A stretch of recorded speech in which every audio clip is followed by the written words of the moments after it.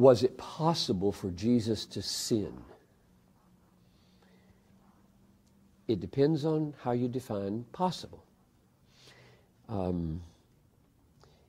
If possible means, did he have the brain and the natural capacities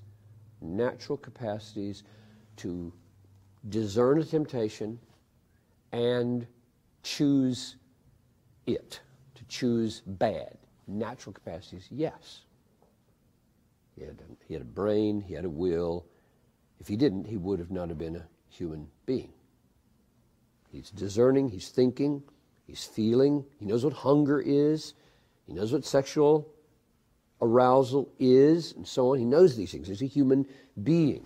If he weren't, then he wouldn't be, if he didn't have those, he wouldn't be a human being.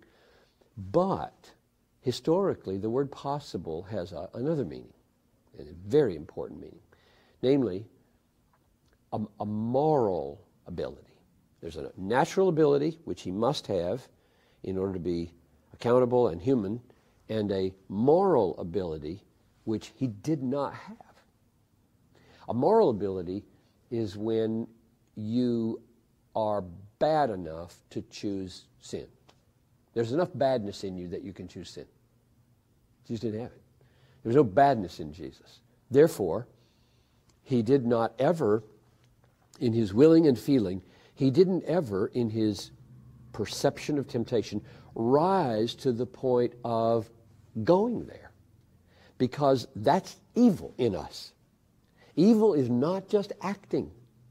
Evil is wanting to act in a certain way. Craving money is as bad as having money that you stole.